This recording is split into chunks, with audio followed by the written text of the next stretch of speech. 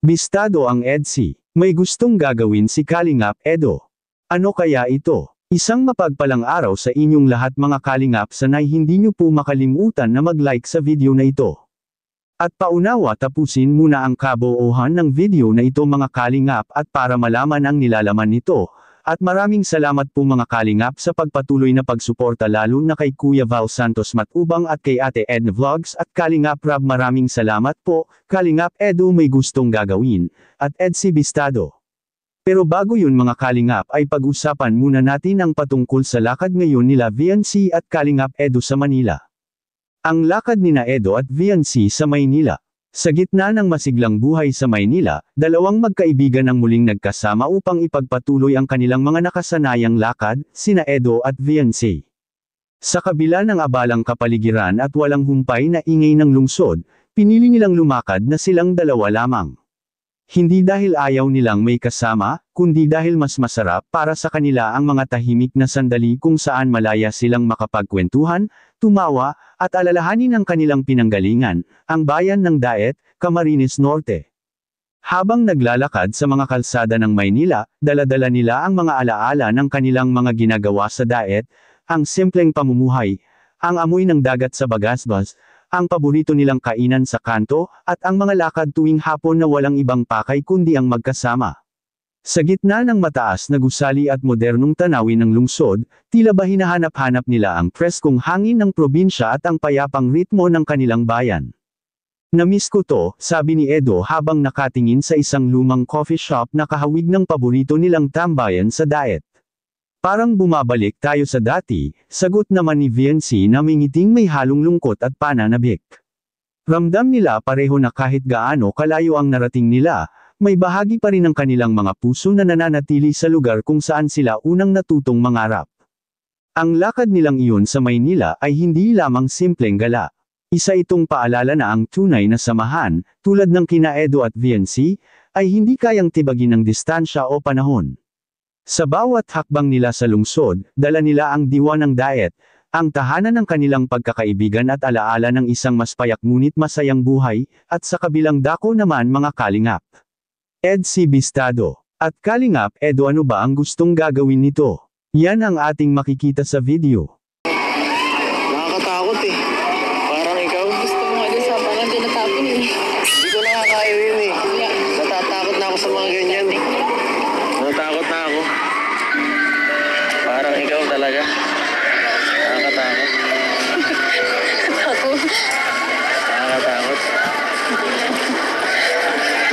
Ba't ka sa akin natatakot? Hindi naman sa ganun, no? Parang... Ano ba? Nahanap na tayo ni Kuya Rab. Kaya mo yun. Hindi na yung hanapin. Saka kung hanahanap tayo, mag-chat tayo sa akin. Wala pa, oh. Oh. Sigurado. Wala pa. Oo, huwag ka mag-alala Hindi pa. mo pa nga tinitingnan. Nasabi ko sa'yo, okay lang yan. Magte-text na nga ako mamaya, kaya ano, kay pinsan sasabihin ko, pinsan, bukas na lang tayo mag-vlog. Bukas na tayo mag-NC. Basta. Ito muna tayo, parang bagas-bas to, pero mas maganda. Okay, tas ka. Hindi mo kaya? Kunting tulong. 1, 2, 3.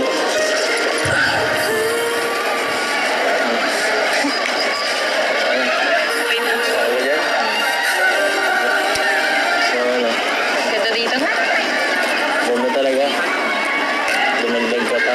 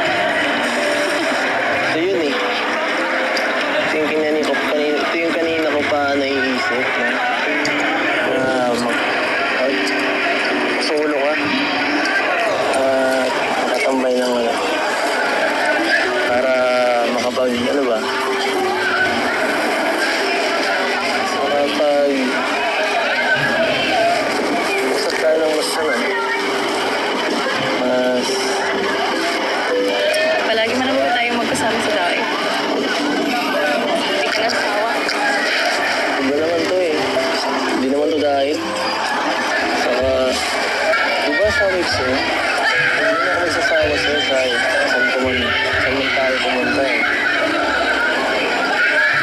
Saka, di ba?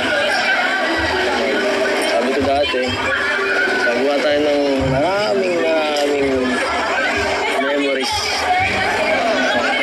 Sinabi, paulit-ulit na ako nun eh.